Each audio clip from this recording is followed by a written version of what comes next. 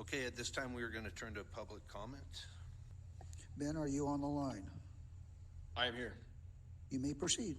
My name is Ben Lindquist. I'm the Vice President of Local 493 Firefighters and also a firefighter down in South Phoenix at Station 22.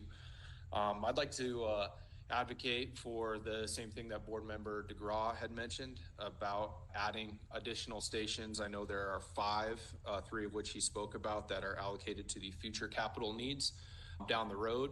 But for all the reasons that Chief Walker had mentioned, I think it would be a good idea to try to get these added to this current bond request.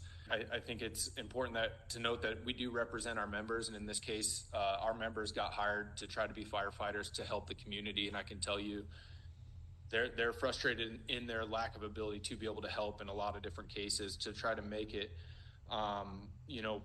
understandable to the layperson what it means to have an outside fire station coming to help in someone else's first due. We're frequently driving by other fire stations on our way to calls right now because that station is out on another call. And when seconds and minutes matter in our response time for the outcome of somebody who called 911, that's a huge deal.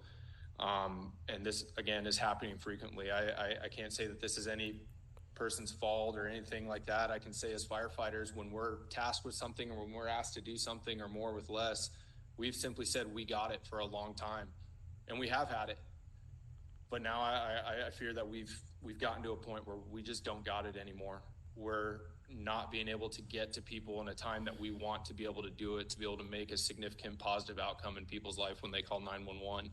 And I think it would be not fair or not the right thing of me to do to not advocate for the members that I represent, to try to get them the resources they need to provide the care that they want to be able to provide to the community in a timely manner. So I thank you guys for your time. Thank you, Mr. Lindquist. Heidi, are you on the line? I am. You may proceed. Thank you.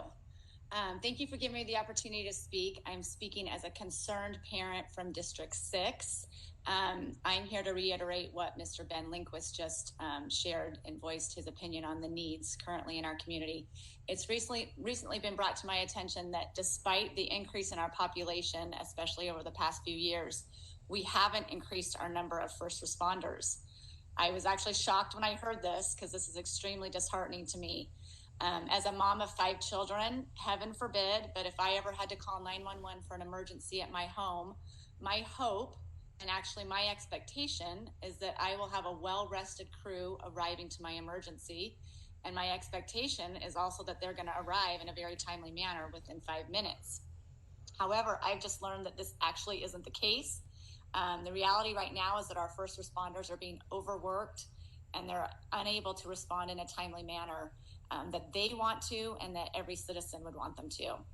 I know that there are other cities in our community similar in size to Phoenix that have a much higher ratio of firefighters per residence than Phoenix.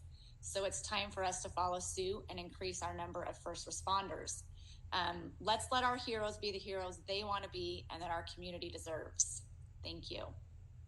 Thank you, Ms. Richardson. Thanks. In the upper council chambers, we have Timothy Gamage. How's everybody doing? Tim Gamage. I am a 15-year Phoenix firefighter, captain working in fire investigations now. Today, I'd like to speak to you just as a citizen. I grew up playing Little League at Starlight Park in Maryville, Pop Warner at Hermosa Park in South Phoenix, and I've lived in Phoenix my whole life, 38 years. I shouldn't have to leave my city to go get my family adequate fire and EMS coverage.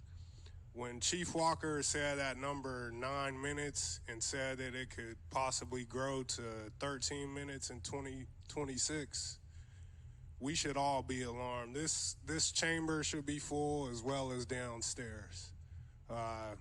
We have to do something, probably even more than what we're doing with this bond, to impact that number. Some people aren't going to feel it until it happens in their house. Hopefully, we do something here today and in the future to not allow to cut right to it, people to die.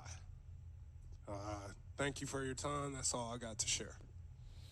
Thank you, Mr. Gamage.